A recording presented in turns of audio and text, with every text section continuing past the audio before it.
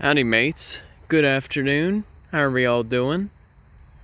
Hope your day is treating you well, or evening or afternoon, wherever you may be.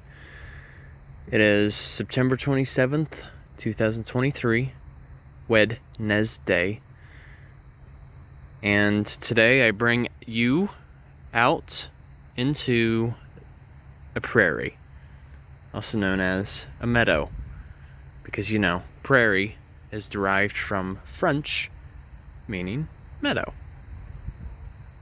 Now, what I want to show you guys is this little area that I'm standing in. Some of you, I'm sure, recognize these plants very well. But for those of you who don't, do not be alarmed. This is not poison sumac. Rather, what we're stumbling upon is what is known as smooth sumac.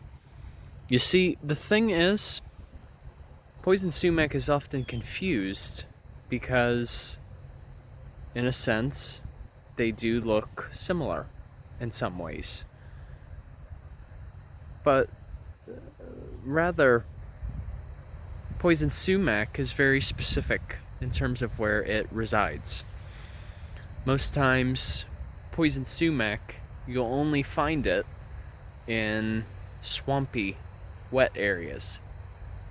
Whereas any other sumac species, whether it is smooth, staghorn, or winged, which are very common in the eastern United States, you'll usually see them in more rocky, drier soils.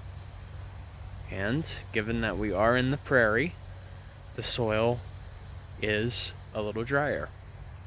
But you may be wondering, how do I know that this is smooth sumac? You see, one thing to differentiate between poison sumac versus true sumacs is to look at the berries. You see right here, these produce red berries that are actually filled with malic acid. Same component that is used in warheads. And as a matter of fact, when it comes to their use, they can be a substitute for lemonade. You can basically infuse this in water overnight, and it creates something similar to lemonade. As long as you add a little bit of sugar, you got yourself a well-to-do drink. Now, on the other hand, of poison sumac, the berries are typically white and smooth to the touch. These are a bit more hairy when you touch them. So, the reason how they look so similar is due to the leaf structure.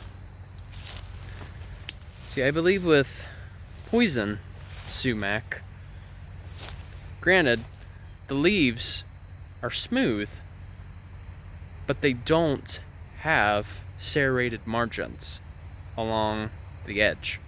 Whereas smooth sumac, it's still smooth to the touch without hairs on them, but they do have serrated margins along the edge of the leaflets. This is known as a compounds leaf. So basically what that means is, okay, take for example, so like this is a whole leaf in and of itself. I'm holding the current stem. The leaflets are these right here that are directly opposite of each other. So this is known as a compound leaf. Now, you may have heard me mention something about staghorn sumac. With staghorn sumac, the leaf structure, same thing, very similar. It's also a compound leaf. But with staghorn sumac, typically the stem that I'm touching is a bit more hairy, as well as the leaves. So those are just a couple of things that you have to look for. So what true sumacs all have in common is the fact that they all belong under the genus of Rhus, RHWS. Whereas poison sumac, on the other hand, is related, of course, to poison ivy,